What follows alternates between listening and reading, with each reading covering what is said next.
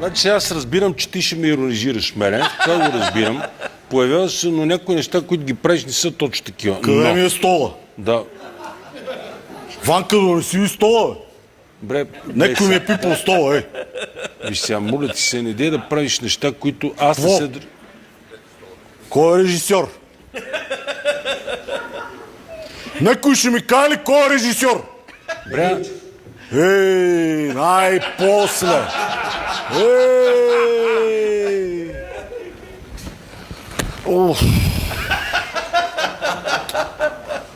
Куко Бент, няма ли поне един бомбон да ме почерпите, бе?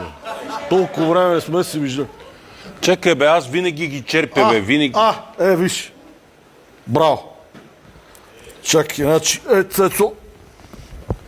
Това са много скъпи бомбони. Ръчна изработка, вземи. Това са най-скъпите бомбони.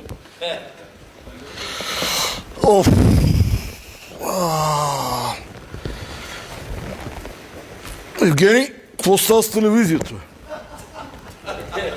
Убеди ли Тодор Бачанов да води църковно предаване? Мани се пъти от тук съм.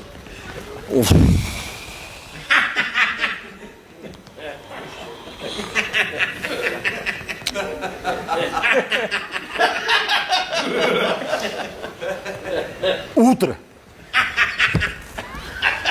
Значи днеска му казах на Евгений, добре, че отвориха фитнесите, защото екипа трябва да влиза във форма. Той вика, що да не би да правим концерт на плажа? Викам не. Защото август месец, като се фанат строителството, да не се излагат. Смейте се, като август месец ще видим дали се смеете. Сега искам да призная нещо лично. Аз съм антиваксър. По-наблюдателните са се досетили сами, с другите обяснявам. Антиваксър съм. И затова стоя така. Така като съм се фанал, никой не мога да ме изненада и да ми шибне някоя ваксина в рамото.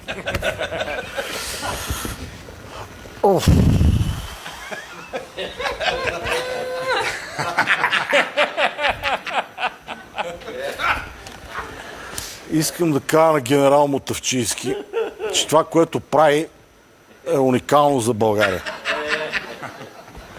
Обаче му трябва вокален педагог. Повярвай ми, генерали, имам огромен опит. Трябва да поработиш върху орнаментиката на гласа, когато съобщаваш броя на заразените. Гласът трябва да е в по-минорната гама. Евгений, така ли е? Така. Не ми викай, че е така, защото на мене и щар ми е пяла хорчат хайкалиптус на ухо, нали така?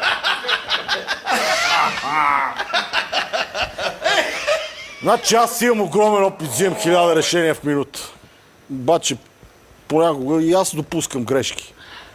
Не трябваше да пускам екипа под карантина вкъщи.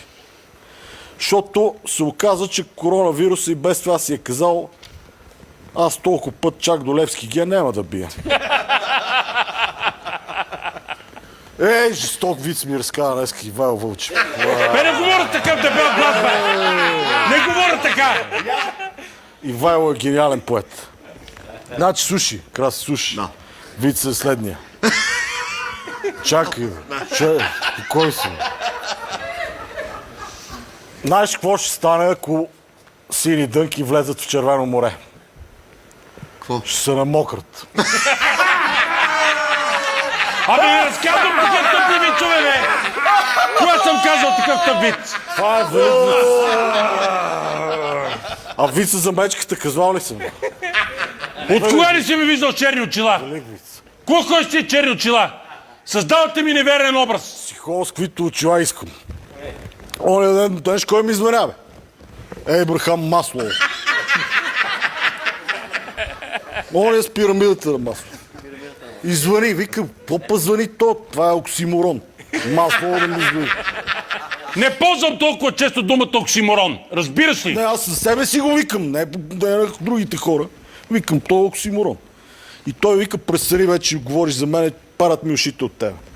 Между другото, ти мога каквото искаш, кажеш, обаче на мен Ейбрахам Маслоу ми е голем приятел.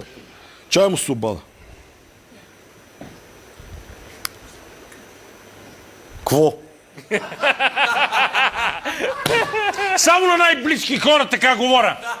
Масло ми е от най-близките. Никога не се съм. изразявам така в публично пространство. Какво? Само с най-близките си хора така се държа. Абе, масло, аз питах ли ти имаш си гадже? Затвори ми. Едно време Кибуркян ми казваше, Никога не съм... че в шоуто най-често ще задавам въпроса защо. И не е ли верно? Еми не е верно. Оказа се, че най-често задавам въпроса имаш си гадже. И след това въпроса, Ночев, аз да съм ти казал да пускаш реклами, да съм ти казвал да пускаш реклами.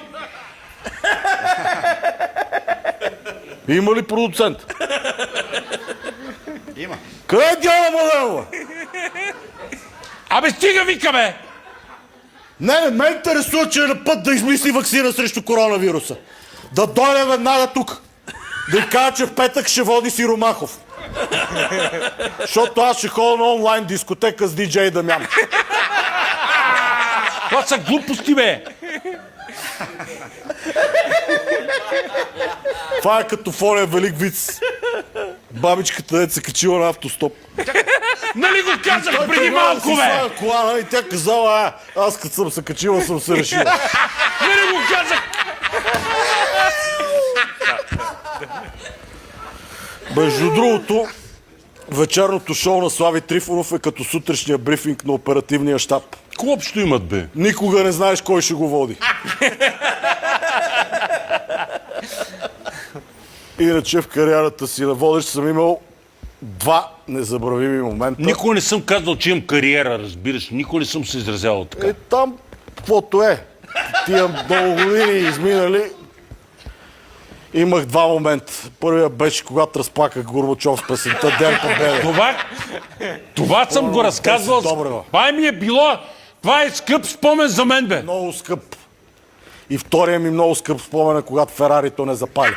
Това не ми е скъп спомен. Тогава, между другото, доказах 4-тия закон на Нютон, че вентилатор, фърлен по хората от екипа, създава незабравими спомени.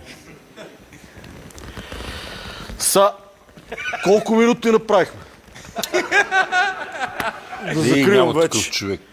Ще закривам и за финал ще кажа, че албанският писател Момо Капор е казал, клишетата затова са клишета, защото са верни. Не е казал това. какво е Казал казал? е, Момо Капор е казал, че хората остаряват по 2 начина, едните като цървули, другите като катедрали. То не е ли същото? Реклами!